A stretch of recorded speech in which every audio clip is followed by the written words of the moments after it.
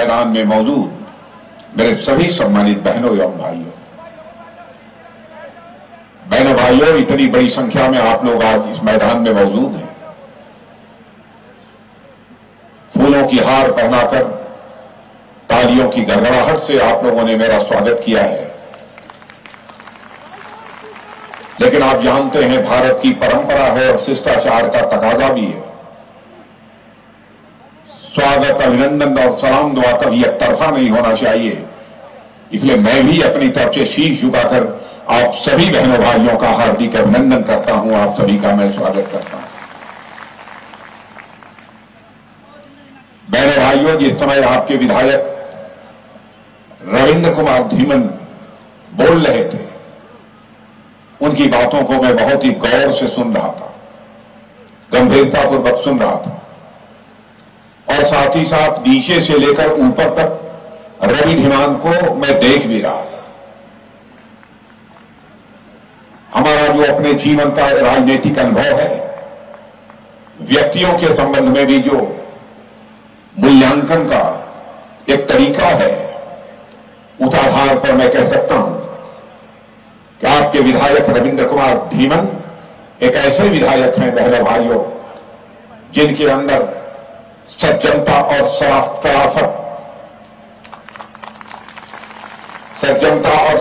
तो है ही, और साथ ही साथ जन सेवा के प्रति अपना सर्वस्व जीवन समर्पित कर देने की तड़पन है आपके विधायक के अंदर। एक ऐसे विधायक हैं आपके रविंद्र कुमार धीमन।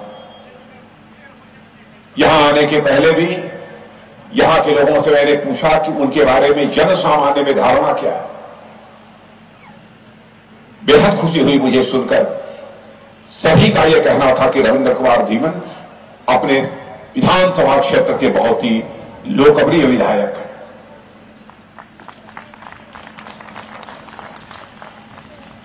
लेकिन मैं जानता हूं, कई बार मैं विधायक रह चुका हूं, कई बार से मैं सांसद हूं। चाहे विधायक हो अथवा सांसद हो, कितना भी सक्रिय क्यों ना हो, फिर भी कुछ ना कुछ लोग मिल जाते हैं कि विधायक जी हमसे मिले नहीं, सांसद हमसे मिले नहीं। इस समस्या का समाधान तो हो गया, लेकिन इस समस्या का समाधान नहीं हुआ। ऐसी चर्चाएं चलती रहती हैं। लेकिन बहनों भाइयों, आपके विधायक को देखने के बाद और आपके सांसद किशन कपूर को भी मैं जितना जानता हूं, उनको देखने के बाद मैं विश्वास के साथ कह सकता हूं कि आपके विधायक हो तो आप सांसद हो सकता है कोई काम छूट जाए, कहीं पर कोई चूक हो जाए, लेकिन अपने क्षेत्र के लोगों के मस्तक को वो किसी भी सूरत में झुकने नहीं देंगे। ऐसा कोई काम नहीं करेंगे। इसके प्रति मैं पूरी तरह से आश्वस्त हूं। इस समय यहां विधानसभा का चुनाव चल रहा है। हिमाचल प्रदेश यह देवभूमि है। उत्तराखंड को भी हम देवभूमि के रूप में जानते हैं। और इतना ही नहीं, आप सभी जानते हैं, यहां की हवा में वीरता और बलिदान की अनेकानेक कहानियां तैरती रहती हैं। यदि मैं नामों की चर्चा करना प्रारंभ करूं तो एक लंबी फहरिस्त होगी, लेकिन आप सभी जानते होंगे कि हिमाचल की धरती ने एक से एक शेरों को पैदा किया है, एक से एक बहादुरों को पैदा किया है। कौन भूल सकता है मेजर सोमनाथ शर्मा को? कौन भूल सकता है मेजर धनसिंह थापा को? कौन भूल सकता है कैप्टन विक्रम बत्रा को?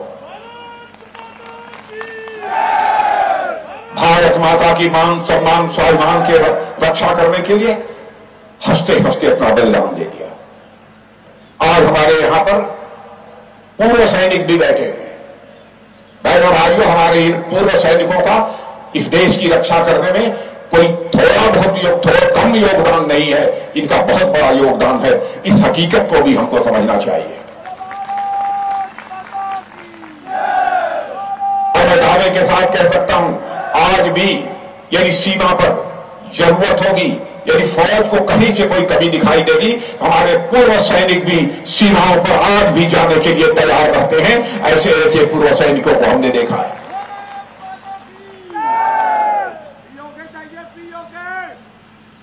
पीओके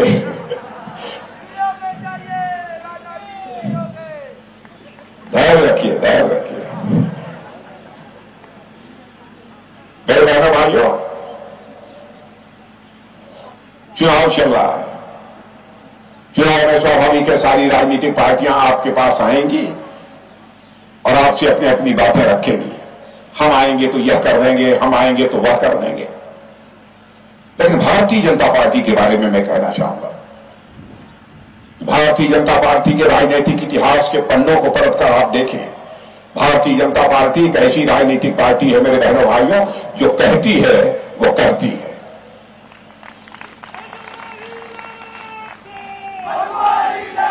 और हमारी बात से आप सहमत होंगे कि आजाद भारत में नेताओं की कथनी और करनी में अंतर होने के कारण ही भारत की राजनीति और भारत के नेताओं पर से जनता का विश्वास धीरे धीरे समाप्त होता गया। और यह भारत की राजनीति में जो विश्वास का संकट पैदा हुआ, इसे चुनौती के रूप में किसी राजनीतिक पार्टी ने स्वीकार किया है तो मैं दावे के साथ कह सकता हूं यह हमारी और आपकी राजनीतिक पार्टी भारतीय जनता पार्टी ने इसे स्वीकार किया है। मुझे याद है कि 2014 में जब मैं पार्टी का राष्ट्रीय अध्यक्ष था, मोदी जी प्रधानमंत्री के लिए कैंडिडेट के रूप में उस समय प्रोजेक्ट हुए थे। चुनावी घोषणा पत्र बन रहा था। मोदी जी बार बार मुझसे चर्चा करते थे, कहते थे अध्यक्ष जी यह देख लीजिएगा कहीं कोई ऐसी बात ना आ जाए घोषणा पत्र में जिसको हम पूरा न कर पाए। माने बराबर इस बात की चिंता उन्हें सता रही थी, कहीं कोई ऐसी चीज घोषणा पत्र में न आ जाए जिसको हम पूरा न कर सकें और विश्वास का संकट जो भारत की राजनीति में और अधिक गहरा हो जाए। 2019 के लोकसभा चुनाव में भी जब घोषणा पत्र बन रहा था, उससे भी घोषणा पत्र बनाने की जिम्मेदारी मेरे ऊपर थी। बराबर सजग रहते थे हमारे प्रधानमंत्री मोदी जी कि राजनाथ जी ध्यान रखिएगा, वही चीजें आनी चाहिए कि सरकार बनने के बाद जिसे हम पूरा कर सकें। इस हद तक जाकर चिंता करने वाली पार्टी है भारतीय जनता पार्टी। और बहनों भाइयों, मैं यकीन दिलाना चाहता हूं, सत्ता जाती है तो जाए, लेकिन भारत की राजनीति में हम लोग किसी भी सूरत में विश्वास के संकट को गहरा नहीं होने देंगे। हम आपको यकीन दिलाते हैं। धारा 370 की बात हम लोगों ने अपने चुनावी घोषणा पत्र में कही थी। 1951 से जब से उसके बाद से चुनावी सिलसिला प्रारंभ हुआ, भारतीय जनसंघ के रूप में हम काम कर रहे थे, तब भी हम लोगों ने कहा जब कभी भी हमारी सरकार बन जाएगी, धारा 370 जिसके तहत जम्मू कश्मीर को स्पेशल स्टेटस प्राप्त है, उसको हम चुटकी बजाकर समाप्त कर देंगे। हमारी सारी विरोधी राजनीतिक पार्टियां कहती थी ये भाजपा वाले, ये जनसंघ के लोग जब कभी चुनाव आता तो जनता के आंखों में धूल झोंकते हैं कि हमारी सरकार बनेगी, धारा 370 समाप्त कर देंगे। लेकिन भाइयों, आपने देखा हमारी सरकार आई और संसद में हमें बहुमत मिल गया, चुटकी बजाकर हमने धारा 370 को समाप्त कर दिया। जम्मू कश्मीर राज्य का जो विशेषाधिकार है वह खत्म हो गया। जो भी वादे किए थे, हम लोगों ने कहा था भारत के विभाजन के समय बहुत सारे ऐसे हिंदू, सिख, ईसाई, पारसी, यहूदी जो पाकिस्तान में रह गए थे, अथवा बाद में विभाजन हुआ, पाकिस्तान का बांग्लादेश बन गया, उसमें ऐसे लोग हैं, अथवा अफगानिस्तान में यदि वहां पर उनका धार्मिक उत्पीड़न होता है और वह भारत आना चाहते हैं, भारत की नागरिकता लेना चाहते हैं, तो उन्हें हम भारत की नागरिकता मुहैया कराएंगे। लोग कहते थे ये कैसे करेंगे?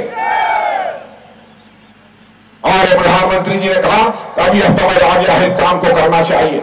जब मैं भारत का गृह मंत्री था, उसी समय मैंने इसका बिल तैयार किया। लोकसभा में पारित भी हो गया था, लेकिन राज्यसभा में बहुमत न होने के कारण पारित नहीं हो पाया था। लेकिन जब राज्यसभा में भी बहुमत आ गया तो आज के हमारे गृह मंत्री अमित शाह जी ने उसे लोकसभा में भी पेश किया और राज्यसभा में भी पेश करके उसे पारित करा दिया। बहनों भाइयों, आज हमारा कोई भी हिंदू, सिख, ईसाई, यहूदी, पारसी जो भी पहले भारत का नागरिक रहा है, अविभाजित भारत का, उसका उन देशों में धार्मिक उत्पीड़न होता है, भारत आना चाहता है, भारत की नागरिकता लेना चाहता है तो डंके की चोट पर हम उसको नागरिकता मुहैया कराएंगे। यह कानून भी हमने वादा किया था बनाने का, उस वादे को भी हमने पूरा किया है। ऐसे बहुत सारे वादे हैं। किन किन वादों की चर्चा करो। कहा था हम लोगों ने कि आएंगे तो भव्य राम का मंदिर अयोध्या की धरती पर बनकर रहेगा। जो कहा था वो प्रत्यक्ष रूप से पूरा होता हुआ आप जाकर देख सकते हैं अयोध्या की धरती पर। कभी न कभी टेलीविजन के पर्दे पर भी आपने देखा होगा कि अयोध्या की धरती पर कैसे भव्य राम मंदिर का निर्माण हो रहा है।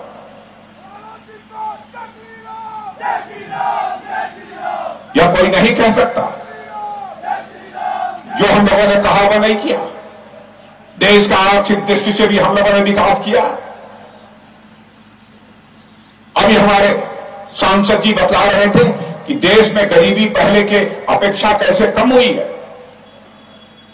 और बहनों भाइयों, आपको जानकर खुशी होगी, जिस समय मोदी जी 2014 में प्रधानमंत्री बने थे तो अर्थव्यवस्था के आकार के मामले में सारी दुनिया में हमारा भारत 9वें-10वें स्थान पर था।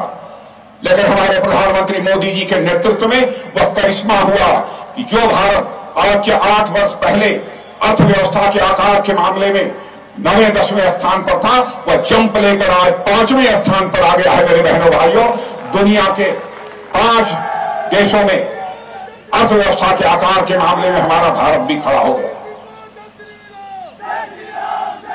यह कोई छोटी उपलब्धि नहीं है। और मुझे तो ऐसा लगता है कि वह दिन दूर नहीं है। 10 वर्ष समाप्त होते होते, अगला दशक समाप्त होते होते बहनों भाइयों, कहीं ऐसा न हो जाए कि हमारे देश की अर्थव्यवस्था आज दुनिया के 5 देशों में है तो आकर टॉप 3 कंट्रीज में हमारा देश ये अर्थव्यवस्था के आकार के मामले में खड़ा हो जाए।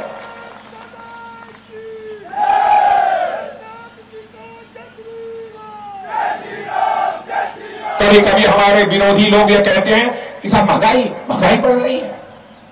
मैं कांग्रेस के दोस्तों को याद दिलाना चाहता हूं, इतिहास के पन्नों को पलट कर देखिए। आप लोगों की हुकूमत रही है, मुद्रास्फीति की दर यानी महंगाई की दर आपके समय 11%, 12% तक पहुंची है।